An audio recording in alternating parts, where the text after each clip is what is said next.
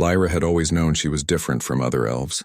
While her kind lived in elegant towers made of crystal and light, high above the common worlds, she spent her time in places that most elves would never visit.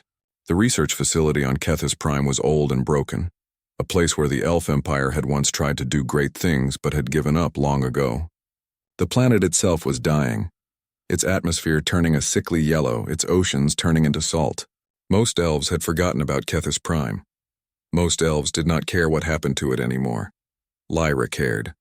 She had always cared about things that others thought were not worth caring about. When she arrived at the facility 300 years ago, it had been empty for decades. The halls echoed with silence. The laboratories were full of machines that no longer worked. The gardens where they had once grown strange plants were now just dirt and dust. But in the deepest part of the facility, in a chamber that had been sealed and locked, Lyra found them. The dragons were in stasis chambers, their bodies frozen in time, their hearts barely beating. There were 5 of them at first. 3 were already dead, their bodies too weak to survive even in the stasis. But 2 remained alive, barely, their eyes moving behind closed eyelids as if they were dreaming of better times. One was red like fire with scales that still held a faint shine. The other was blue like the ocean, deep and dark and mysterious. Lyra had broken the stasis chambers with her own hands, ignoring the warnings from the ancient computer system. She had wrapped the dragons in soft cloth and had carried them to her own ship. The red one had woken first, its golden eyes opening and looking at her with fear and confusion. It had tried to move, to fight, but it was too weak. Lyra had simply sat with it, not moving, not speaking, just being there. She named the red dragon Ember because when it finally regained its strength, it would move like fire, quick and hot and impossible to predict. She named the blue dragon Vex because it seemed to enjoy making complicated plans and never doing what anyone expected. Both names fit them well. The healing took time. Lyra brought them to her station, a place that orbited between elf space and human space, a neutral zone where she had built a home for herself long ago. She had resources here. She had technology and knowledge. She had patience, which was perhaps the most important thing when raising dragons that had nearly died. Ember was easier to work with. The red dragon was fierce and determined, quick to trust Lyra once it realized she meant no harm. Within a few months, Ember was strong enough to leave the medical chamber. It would follow Lyra through the station like a loyal pet, though of course Ember was much more than that. The dragon was intelligent. Its eyes were watching, always learning, always understanding more about the world around it. Vex was different. The blue dragon was cautious and careful. It took almost a year before Vex would willingly leave the medical chamber. Even then, the dragon moved slowly, as if it was not quite sure that the outside world was real. Lyra would spend hours sitting with Vex, just talking about nothing, just filling the silence with words. Eventually, the dragon began to understand. It began to trust. By the time 3 years had passed, both dragons were fully grown and completely healthy. Ember could fly through the station's air corridors faster than most ships could move. Vex had developed an ability to predict where things would go, to see patterns in the chaos around them. They had bonded with Lyra in a way that seemed almost magical, though Lyra knew it was just love. Dragons were creatures that loved fiercely once they chose to love. The elf council on the station noticed what Lyra was doing, and they were not happy about it. Keeping dragons was not forbidden exactly, but it was unusual. Dragons were expensive. They required resources. They took time and effort to care for. Most elves thought that the time would be better spent on things that mattered, like business or politics or art. But Lyra did not care what the council thought. She had never cared what other elves thought. She lived her life the way she wanted to live it, and she expected no one to understand. The station itself was a strange place, a blending of 2 different worlds. The upper levels were designed by elves with high ceilings and smooth walls and everything in perfect order. The lower levels were where humans came to trade and work and live. Those levels were messier, louder, full of life and chaos and activity. The humans did not follow elf rules. They did things their own way. Most elves thought this was very strange and very wrong. Lyra found it fascinating. One day when Lyra was in the trading district on the lower levels, she saw something that stopped her cold. A human man was being attacked by 3 others, criminals who wanted his cargo and his credits. The man was fighting back, but he was outnumbered. Everyone around them was just watching. not helping, because that was how things worked in the trading districts. You helped yourself. You did not help others unless you had a good reason to do so. Lyra called Ember and the dragon came running. Its red scales seemed to glow in the harsh light of the trading district. When the criminals saw the dragon, they ran. They scattered like insects, leaving the human alone on the ground, bleeding from a cut on his forehead. The man looked up at Lyra with eyes that were both grateful and confused. Most humans did not expect elves to help them. Elves were supposed to be proud and distant, interested only in their own kind and their own concerns. But Lyra had never been most elves. She offered the human her hand and he took it. His name was Marcus and he was a trader, someone who bought and sold goods from one part of the galaxy to another. He had been in the trading district buying spices from the Callian territories, but he had made the mistake of walking alone and carrying too much credit. His wounds were not serious, but Lyra took him to her private chambers anyway, and she used her elf medicine to heal them. Marcus asked her why she had helped him. Most elves would not have. Most elves did not even notice humans unless they needed something. Lyra told him that she noticed everything. She paid attention to the world around her because the world was interesting. She helped him because she could and because it was the right thing to do. They talked for hours that night. Marcus told her about his travels, about the places he had been and the things he had seen. He told her about worlds full of strange creatures and ancient ruins. He told her about wars and peace, about loss and discovery. Lyra listened to every word, and she asked him questions about everything. She wanted to understand how humans thought, what made them brave, what made them different from her own kind. Marcus asked her about the dragons. He had never seen anything like Ember and Vex before. On his homeworld, there were no dragons. There were birds and there were creatures that could fly, but nothing like this. Lyra explained to him that dragons were rare, that most of them had died out long ago, that her dragons were among the last of their kind. She brought Ember into the chamber, and the red dragon settled onto the floor, its tail curling around Lyra's feet. Marcus reached out slowly, carefully, asking permission without words. Lyra nodded. Marcus touched Ember's scales, and the dragon made a sound like a purr, low and deep and filled with something that seemed almost like happiness. In that moment, something changed. Marcus realized that the dragons were not just animals. They were intelligent. They were thinking creatures with feelings and emotions. They were alive in the way that only the most important things were alive. After that night, Marcus came back to the station whenever his trading route brought him close enough. He would spend time with Lyra and her dragons. He would tell her stories about the human worlds, about the wars that humans fought among themselves, about the way humans pushed forward into new territory even when it was dangerous, and they did not know what they would find there. Lyra began to understand something important. Humans were not like elves. Elves thought carefully about every action before they took it. Elves planned and prepared and made sure that everything was in order before they moved. But humans were different. Humans took risks. Humans jumped into things without knowing if they would survive. Humans had something that elves had mostly forgotten, something that Lyra had always known she possessed but had never quite understood until she met Marcus. That something was hope.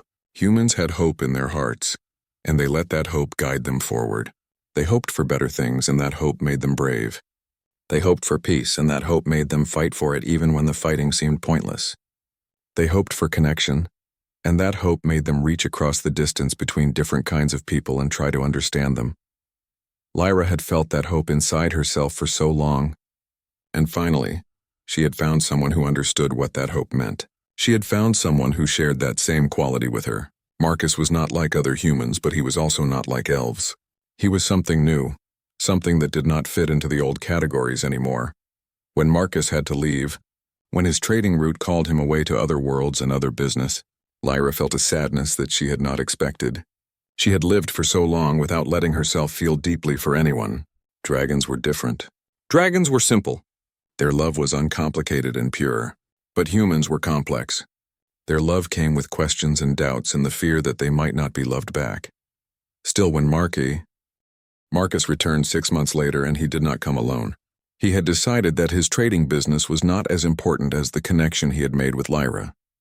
He had gathered together a crew of 5 humans, skilled people who understood how to work with alien technology and alien cultures. He had told them about the station, about Lyra, about the dragons. All of them were curious. All of them wanted to see for themselves what was so special about this place. Lyra watched from the observation deck as their ship approached the station. She could see that it was a small vessel, worn and patched in places but well maintained. It was a working ship, the kind that belonged to people who understood how the galaxy actually worked, not the kind of polished ship that belonged to wealthy traders who rarely left their homeworlds. When Marcus stepped off the ship, Lyra felt her heart move in her chest in a way that was unfamiliar and slightly frightening. She had lived for so long without allowing herself to feel things like this. But now, seeing him again, she understood that some things were worth the fear that came with them. Marcus introduced his crew to her. There was Colonel Hayes, a woman who had spent 20 years fighting in the human wars and had decided she wanted something different from her life. There was David Chen, an engineer who understood machines better than most people understood anything. There was Sophie Rodriguez, a scientist who studied alien cultures and languages. There was James Carter, a pilot who had flown through dangerous territory more times than he could count. And there was Emma Stone, a doctor who had worked in frontier colonies and knew how to handle medical emergencies in the strangest situations. Lyra brought them to the upper levels of the station, to her private chambers. The Elf Council had sent her a message telling her that humans were not welcome in the upper levels, that they should be confined to the trading district where they belonged. Lyra had ignored the message. She showed them Ember and Vex. The dragons were cautious at first, but after they saw that Marcus trusted these humans, they began to relax. Vex even allowed Colonel Hayes to touch her scales, which Lyra knew was significant.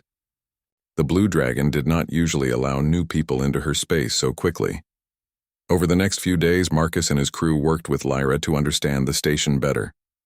They asked questions about how the different sections functioned, how the technology worked, what resources were available. David Chen spent hours in the station's computer core, learning its systems. Sophie Rodriguez interviewed Lyra at length about elf culture and elf history. Emma Stone studied the dragons, fascinated by their biology and their intelligence. But not everyone on the station was happy about this. The Elf Council sent more messages, this time with a harder tone. Lyra was told that she was bringing shame to her kind by associating so closely with humans. She was told that she was wasting valuable resources on creatures who did not deserve the attention. She was told that if she did not distance herself from the humans, there would be consequences. Lyra responded to none of these messages. She simply continued spending time with Marcus and his crew, showing them the parts of the station that were beautiful, explaining to them the history of the place and the dreams that had driven the elves to build it in the first place. On the fourth night, Lyra took them all to see the crystal gardens. These were gardens that existed in a special chamber in the upper levels, a place where elf artists had grown crystals that glowed with different colors. The crystals were not alive in the traditional sense, but they were responsive to emotion and to thought. When someone stood near them with feelings of joy, the crystals glowed brighter. When someone was sad, they dimmed. The humans stood in the crystal garden with wonder in their eyes. They had never seen anything like this before. Marcus reached out and touched a crystal, and it glowed bright orange and red, reflecting the joy that he was feeling in that moment. One by one, the others touched the crystals, and the garden came alive with color. Lyra showed them her favorite crystal, one that was deep green and seemed to shift and change as you looked at it. She told them that this crystal had always responded to her, that even when she was lonely, this crystal would glow with warmth. She touched it now, and it glowed brighter than it ever had before. The next day, everything changed. A warning came through the station's communication system. A fleet of human ships was approaching, a fleet that was not supposed to be in this region of space. They were expansionists, humans who believed that the galaxy belonged to them, that they had the right to take whatever they wanted from whoever had it. They had heard rumors about the station, about the resources stored here, about the technology. They had decided to come and take it for themselves. The Elf Council went into emergency mode. They activated the station's defenses, old weapons that had not been used in hundreds of years. These defenses were impressive looking, but they were not very effective. The elf military had always been more about show than about actual combat capability. They thought that if they looked strong enough, no one would dare attack them. Colonel Hayes looked at the station's defense systems and shook her head. She told Lyra that these systems would not hold against a real attack. They needed something better. They needed a strategy that would work. Marcus came to Lyra and asked her if she trusted him. Of course she did. He told her that they needed to do something that no one had ever tried before. They needed to work together, elves and humans and dragons, as a unified force. They needed to show the Elf Council and the attacking fleet that such cooperation was possible. Lyra called Ember and Vex, and she explained the situation to them. The dragons understood. They had been trained by Lyra to understand complex ideas and to make their own decisions. Both dragons agreed to help. Colonel Hayes worked quickly with David Chen to modify some of the station's defense systems. They used human engineering combined with elf technology. It was unusual, this blending of two different approaches to the same problem, but somehow it worked. The systems became more flexible, more responsive. They could be controlled by someone who understood combat strategy, not just by someone who understood how to operate complicated machines. Colonel Hayes took command of the defense systems from the command center. Sophie Rodriguez worked with the Elf Council to coordinate elf defenses with human strategy. Emma Stone set up medical stations preparing for casualties, though she hoped there would not be any. Lyra took Ember and Vex into the station's external docking bays where they could exit into space. Dragons could survive in space for short periods. They had biological adaptations that most creatures did not have. In the vacuum, they would be invisible to radar for several minutes, moving faster than ships could track. The attack came suddenly.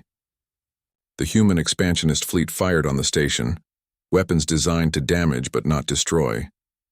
They wanted the station intact. They wanted its resources, not its wreckage. The elf defenses fired back, but Colonel Hayes was already moving their position before the return fire came. She had coordinated with David Chen to create a system where the defenses could move to new positions automatically, making the fleet's targeting computer useless. The fleet's attacks kept hitting empty space, and then Ember and Vex moved.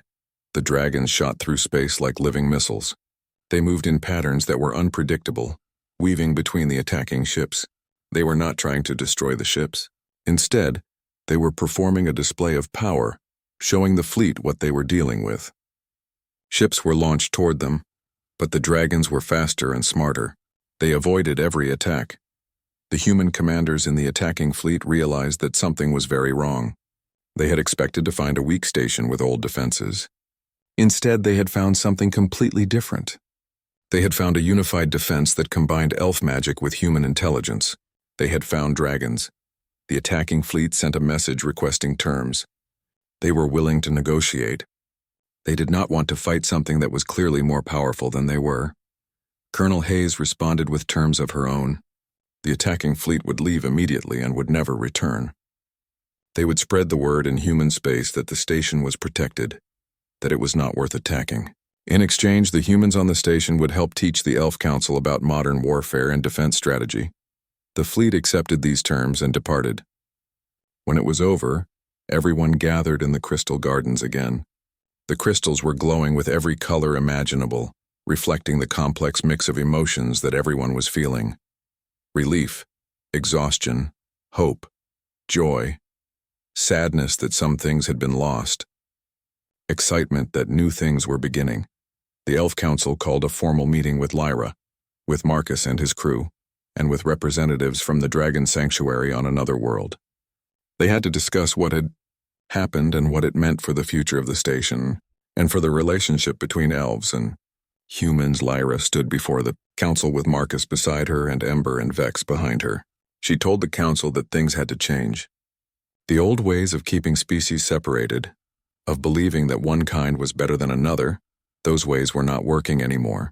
The galaxy was bigger than elf pride or human ambition. The only way forward was through cooperation and understanding. 6 months after the attack, the station had transformed into something completely new.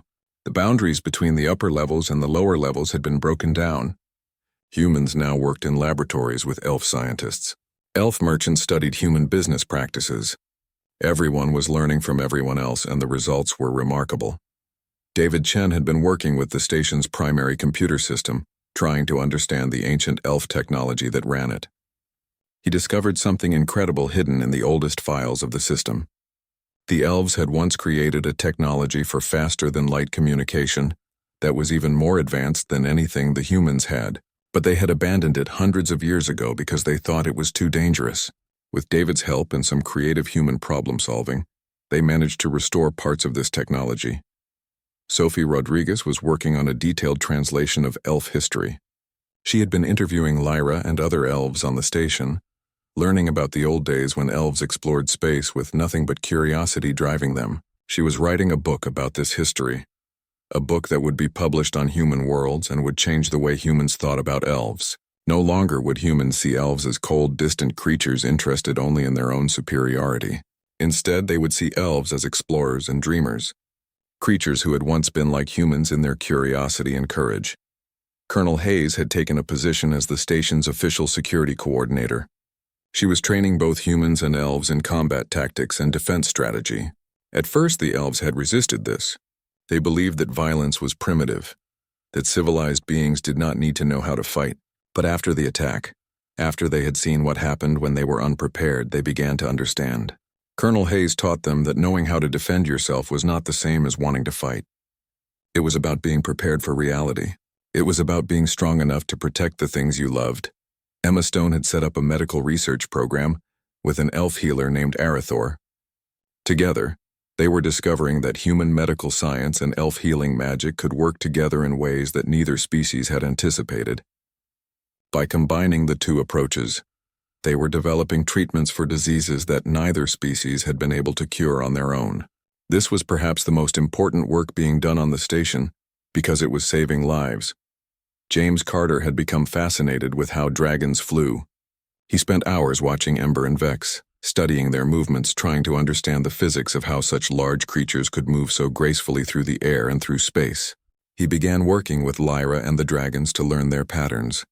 Eventually, he developed a theory about dragonflight that combined elf understanding of magic with human understanding of physics.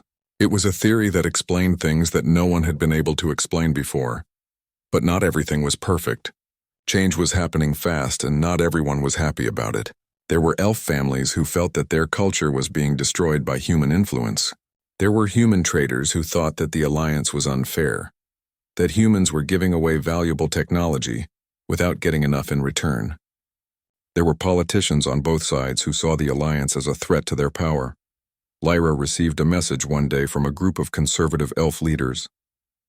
They told her that she was betraying her kind, that she was bringing shame to elf civilization. They demanded that she stop working with the humans and return to the proper elf ways. They said that if she did not obey, there would be serious consequences. Lyra did not respond to their message. Instead, she called a meeting with Marcus and his crew and with the leaders of the station who supported the alliance. She told them that they had to be ready for a confrontation. She told them that the conservative elves would try to stop what they were building, and that they had to be prepared to defend it. Marcus told her that he was not worried. They had shown that they were strong together. They had shown that cooperation worked. The conservative elves would have to accept that the galaxy was changing, whether they wanted it to or not. But Lyra knew that it was not always that simple. People did not always accept change just because it was good for them. Sometimes people fought against change because they were afraid of losing what they had always known. 3 weeks later, a delegation of conservative elf leaders arrived at the station. They came with an official message from the elf government, a message that said the station's charter was being revoked. The station was no longer operating under elf authority. The elf government was ordering all elf personnel to abandon the station immediately. The council of the station called an emergency meeting. The elf leaders on the council were conflicted. They wanted to support Lyra and the alliance, but they were also afraid of going against the official government of their own people. Some of them suggested that they might have to comply with the order, but Lyra stood up and told them that they did not have to comply. The station did not belong to the elf government. The station belonged to everyone who worked there, to everyone who had contributed to building this place into something special. No one could force them to abandon it. Colonel Hayes suggested that they might need to prepare for a military response. If the elf government decided to take back the station by force, they would need to be ready to defend it. The humans and the dragons would stand with the elves who chose to stay, but the elves who wanted to leave should be allowed to leave safely. Emma Stone suggested something different. She said that instead of preparing for a fight, they should invite the conservative elf leaders to stay for a week. Let them see what was really happening on the station. Let them talk to the people who were working together. Sometimes when people actually saw something for themselves instead of just hearing about it, they changed their minds. Lyra thought Emma was right. She invited the leaders to spend a week on the station, to see what had been built here. Most of them were hesitant, but eventually they agreed. During that week, something remarkable happened. One of the leaders, an elf named Aldous, who was old and wise, began to understand what Lyra was doing. He spent time in the crystal gardens and he let himself feel the emotions reflected there. He watched humans and elves working together in the laboratories. He saw Emma and Arathor healing a sick child from one of the human families. He watched Ember and Vex playing with children from both species, teaching them games that had no boundaries between human and elf. On the final day of his visit, Aldous asked to speak with Lyra privately. They sat together in the crystal gardens and Aldous told her that he had been wrong. He had spent so much time trying to preserve the old ways that he had forgotten what those old ways were really about. The old elves, the ones from hundreds of years ago, they had been explorers and dreamers. They had not been afraid of new things. They had embraced them. Somehow, over the centuries, the elf people had become more concerned with protecting what they had than with discovering what they could have. Aldous told Lyra that he would go back to the elf government and tell them that the station was, something special, something worth protecting instead of destroying. He told her that some of the other leaders might listen to him. Not all of them, but some, enough perhaps to make a difference. When the delegation left the station, they left with a different message than they had arrived with. Aldous and two other leaders went to the elf government and presented Lyra's station as a model for the future, as an example of what elf and human cooperation could create. They did not convince everyone. There were still conservative forces that wanted nothing to do with humans. But they convinced enough people that the order to revoke the station's charter was canceled. More than that, they managed to establish an official alliance between the elf government and a coalition of human traders and explorers led by Marcus. It was not a perfect alliance. There were still tensions and disagreements, but it was a beginning. Lyra received a message from Aldous after he returned to elf space. He told her that showing him the crystal gardens had changed his mind more than anything else. The crystals had reflected his own fear and his own isolation, and when he saw those emotions reflected so clearly, he could not ignore them anymore. He had spent so long being afraid of change that he had forgotten how to hope. Lyra understood. She had spent so long being isolated, being different from other elves, being lonely, and then Marcus had arrived and everything had changed. She had learned that hope was not just about wanting things to be better. Hope was about being brave enough to reach out to other people, to let them see who you really were, to allow yourself to be changed by connection. Ember and Vex had learned this too. The dragons had begun to trust the humans and the elves on the station. They had formed bonds that went beyond the bond they had with Lyra. They had become ambassadors in their own way, showing that it was possible for different kinds of creatures to live together, to work together, to love each other. 2 years after the official alliance was established, the station had become something that no one could have predicted. It was no longer just a place where elves and humans worked together. It had become a symbol of what the entire galaxy could become if different species were willing to try. Ships began to arrive from other worlds. They came from distant planets where other alien races lived. Some were humanoid species, others were creatures that looked nothing like humans or elves. They heard about the station, about the alliance, about the dragons. They wanted to see for themselves if such cooperation was really possible. Lyra found herself in a new role that she had never expected. She was no longer just a researcher or a dreamer. She had become a leader, someone who was helping to build a new kind of future. It was frightening sometimes, but it was also exactly what she wanted to be doing. Marcus had formally moved to the station with his full crew. He had given up his trading business, deciding that this work was more important. He and Lyra had built a life together, though they had not married in any official sense. On the station, there were no traditional ceremonies. Instead, they had simply chosen to stay together, to work together, to build something together. That was enough. One day, Lyra received a message that shook her to her core. It was from a dragon sanctuary on a world called Thessia, a planet that the elves had colonized centuries ago. The sanctuary had found another dragon, a silver one. The first dragon that had been discovered alive outside of stasis in over 500 years. The dragon was badly injured and very afraid. The sanctuary wanted to know if Lyra would be willing to help heal it. Lyra did not hesitate. She immediately began preparing a transport ship with all the medical equipment they would need. Emma and Arethor insisted on coming with her. Marcus came too, and Ember and Vex, though the blue dragon was nervous about traveling so far from the station. When they arrived at the sanctuary, Lyra was shocked by what she saw. The silver dragon was enormous, much larger than either Ember or Vex. It was lying in a medical chamber, its breathing shallow, its eyes barely open. According to the sanctuary staff, the dragon had been found in a crashed ship on the outskirts of the world. The ship had been ancient, from an era thousands of years ago that no one really knew much about. The dragon's wounds were unusual. They looked like battle scars, as if the dragon had been fighting something. There were claw marks and burns and signs of weapons fire. Lyra examined them carefully, trying to understand what could have happened. Arethor began working on the dragon's physical wounds while Emma analyzed its biology. It took 3 weeks of constant work, but slowly, the dragon began to recover. On the day that it opened its eyes fully for the first time, it looked at Lyra, and Lyra saw intelligence there. Ancient intelligence. The intelligence of a creature that had lived far longer than even Lyra had lived. Lyra spoke to the dragon in the ancient language of elves, a language that she rarely used but had never forgotten. To her surprise, the dragon responded. It did not speak in words exactly, but it communicated through images and emotions, a language that was older than speech itself. The dragon's name was Sarah, and she had an incredible story to tell. She showed Lyra images of a war that had happened thousands of years ago, a war between ancient elves and a species that called themselves the Kethian. The Kethians had been trying to conquer the galaxy, and the ancient elves had allied with dragons to stop them. Sarah had been a warrior in that war, and she had fought for centuries. Eventually, the war had ended and the Kethians had been defeated, but the victory had been so costly that the elves had decided never to fight another war like that.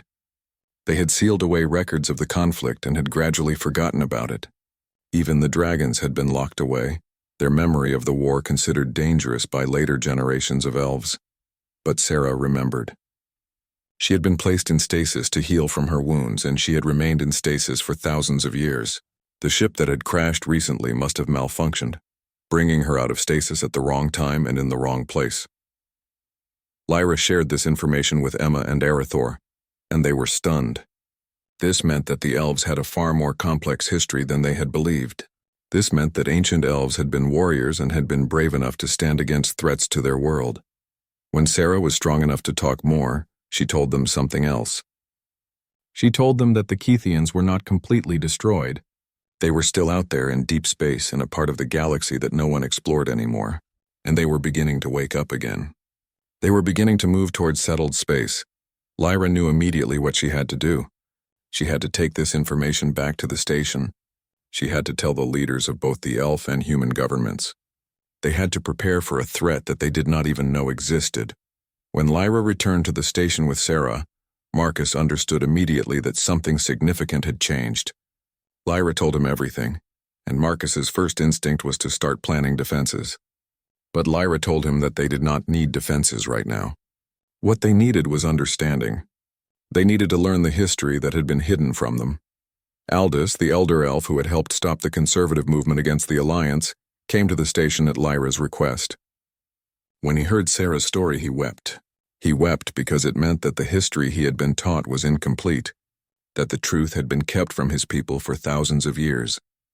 Aldous spent months with Sarah, learning the old language again, understanding the ancient history. He discovered that there were records of the Kethian War hidden in sealed vaults in the oldest elf cities, records that the government had kept secret from the general population. When Aldous demanded access to these records, there was resistance. Some elf leaders did not want this ancient history to be revealed. They were afraid of what people would do if they knew that their ancestors had been warriors, that there had been great conflicts in the ancient past. They were afraid of chaos and confusion. But Lyra argued that hiding the truth was more dangerous than revealing it. If the Kethians were really waking up, then everyone deserved to know the truth so that they could prepare.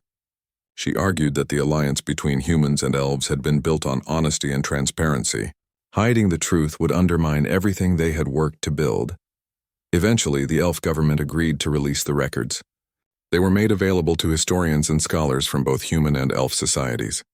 The revelations shocked many people, but they also inspired others. Young humans and young elves studied the ancient war together, learning about cooperation and bravery. They began to imagine themselves as part of a tradition that went back thousands of years. Sarah had decided to stay on the station with Lyra. The ancient dragon had explained that she had been lonely for thousands of years, locked away in the cold silence of stasis. Being with other dragons, being with Lyra and Marcus and all of these creatures from different species who were trying to build something new, that gave her hope. One day, Sarah took Lyra to the observation deck, and together they looked out at the stars. Sarah showed Lyra images again, images of what the ancient war had been like. Lyra saw great battles across space, saw dragons fighting alongside ancient elves and other creatures whose names had been lost to time. She saw courage and sacrifice and a kind of unity that had been forgotten. Sarah told her that the current generation was being given a second chance. The Kethians would come, probably not for years, maybe not for decades, but they would come. When they did, everyone would have to be ready. But this time it would be different. This time, humans and elves would stand together. This time, dragons would fly beside soldiers who respected them and believed in them. This time, the alliance would hold because it was built on something stronger than fear. It was built on hope and on the belief that different kinds of creatures could achieve extraordinary things together. Lyra shared Sarah's message with everyone on the station. She told them that they had been given time to prepare, time to strengthen their alliance, time to learn how to work together not just in peace, but in the face of danger. The work on the station intensified. Defense systems were improved. Training programs were expanded. Scientists from multiple species worked together to develop new technologies. The crystal gardens began to glow more brightly than ever, reflecting all of the emotions that filled the station, all of the fear and hope and determination. Ember and Vex grew closer to Sarah, learning from her ancient wisdom. The three dragons became symbols of the alliance, proof that different kinds of beings could live together and love each other. Young children from all species would come to watch the dragons play and learn, understanding on a level deeper than words that unity was possible. Lyra stood with Marcus on the observation deck one night, and she felt his hand slip into hers. He asked her if she was scared about what was coming. She told him the truth. She said yes, she was scared, but she was also more hopeful than she had ever been in her 300 years of life, because she knew that when the challenge came, they would face it together, and that made all the difference. The warning came on a quiet morning when Lyra was in the Crystal Gardens with Marcus. One of the new monitoring stations that James Carter had helped install detected something moving through deep space. Something large. Something that should not have been there. The Kethian fleet was arriving much faster than anyone had predicted. Instead of years, they had only weeks, maybe just days. The entire galaxy had to prepare, and it had to prepare quickly. Within hours, the station was transformed into a command center. Leaders from multiple species arrived to meet and plan. Colonel Hayes took charge of the military operations. David Chen worked frantically to integrate all of the different defense systems into one unified network. Emma and Arathor began preparing medical facilities for what might be hundreds or even thousands of casualties. Sarah called all three dragons together in a private chamber with Lyra and Marcus. The ancient dragon told them what she had learned in her thousands of years of existence. The Kethians were not evil creatures. They were not monsters. They were simply a species that believed that expansion and conquest were their destiny. They had awakened from their ancient sleep and had discovered that the galaxy had changed. Humans and elves and other species had spread across space. The Kethians saw this as a problem that needed to be solved. Sarah told them that the only way to win this conflict would be to show the Kethians that there was another way. It would not be enough to simply defeat them in battle. They had to make the Kethians understand that cooperation and alliance were stronger than conquest and dominance. But Sarah also understood that Kethians would not listen to words. They would only listen after they had experienced the power of a unified defense led by creatures who believed in something worth fighting for. Colonel Hayes presented the battle plan to the assembly. They would establish a defensive perimeter around inhabited space. The humans, elves, and other species would combine their military forces. The dragons would operate as special forces, moving quickly and striking at Kethian weak points. It was a good plan, but everyone in the room understood that it would be costly. Some of them would not survive what was coming. Marcus stood up and made a proposal that shocked everyone. He suggested that they send a diplomatic mission to the Kethian fleet before the battle began. A small team, humans and elves working together, would approach the Kethians under a flag of truce. They would attempt to communicate. They would try to explain what the alliance between different species had achieved. It was a dangerous proposal. The diplomatic team would likely be captured or destroyed. But Marcus believed that it was worth the risk, that understanding was always worth the risk. Some of the military leaders opposed this idea strongly. They said that it was foolish to give the Kethians any warning or any chance to learn about human and elf defenses. But Sarah supported Marcus. The ancient dragon said that diplomacy had to be attempted even if it failed, because if they won the battle through force alone, they would have won nothing. They would have proven that conquest was possible if you were strong enough. That was the same message that the Kethians were sending. In the end, a compromise was reached. The diplomatic mission would be sent, but it would be escorted by a small military force. If the Kethians attempted to capture or harm the diplomatic team, that military force would protect them and allow them to escape. Lyra volunteered to be part of the diplomatic team. Marcus tried to talk her out of it, but she told him that it had to be her. She was the oldest among them, the one who had lived the longest, the one who had the most perspective on history and change. If anyone could help the Kethians understand, it would be her. Sophie Rodriguez volunteered to go as well. She had become a skilled communicator and was fluent in several alien languages. She had also written a book about elf and human history that many people believed would help explain their achievements to other species. Aldous insisted on going as part of the team. He said that he had learned elf history from Sarah, and he wanted to share that history with the Kethians. He wanted to show them that even an ancient elf could change his mind about things, could learn to embrace new ideas. A young human named Charlotte, who had been born on the station and had grown up around elves and dragons, also volunteered. Charlotte represented the future, the generation that had grown up knowing cooperation as normal rather than as something unusual. She believed that showing the Kethians a child who was comfortable with both human and elf culture could help them understand what was possible. The diplomatic ship left the station under a banner of peace. As it traveled toward the Kethian fleet, Lyra stood on the observation deck and thought about all the things that had happened that had led to this moment. She had spent 300 years alone, keeping dragons in stasis, waiting for something that she did not quite understand. And then Marcus had arrived and her whole world had changed. She did not know if this mission would succeed. She did not know if the Kethians would listen, but she knew that it was important to try. The diplomatic ship reached the Kethian fleet without being attacked. A Kethian vessel responded to their hailing signal. A creature appeared on the screen that was like nothing any of them had ever seen before. The Kethian was tall and angular, with a body that seemed to be made of something between skin and metal. Its eyes were large and intelligent, and they fixed on Lyra immediately. The Kethian spoke in a language that seemed to be pure mathematics, sound patterns that corresponded to logical formulas. But Lyra was able to understand it, not through her ears but through a kind of telepathic connection that the Kethian had established. The creature said that it was the leader of the Kethian fleet, and it wanted to know why humans and elves would send a diplomatic mission if they intended to fight. It seemed like a waste of energy. Lyra explained that they had sent the mission because understanding was important. She told the Kethian leader about the history of their alliance. She described how humans and elves had learned to work together, had discovered that their differences made them stronger rather than weaker. She told them about Sarah and the ancient dragons, about the wars of the past and the lesson that conquest only created more war. The Kethian leader listened, but Lyra could sense its skepticism. It did not believe that creatures from different species could truly cooperate. In Kethian history, expansion meant conquest.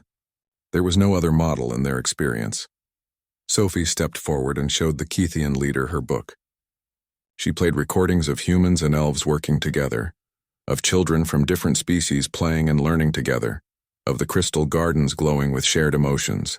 Charlotte spoke about her own life, about how she had grown up with both humans and elves, how she saw no difference between them anymore.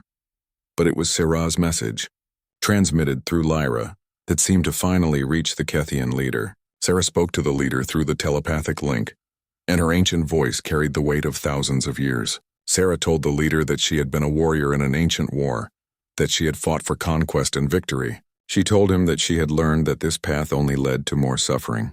She told him that if the Kethians chose a different path, if they chose cooperation instead of conquest, they could achieve things that were impossible through force alone. The Kethian leader was silent for a long time. Finally, it made a decision.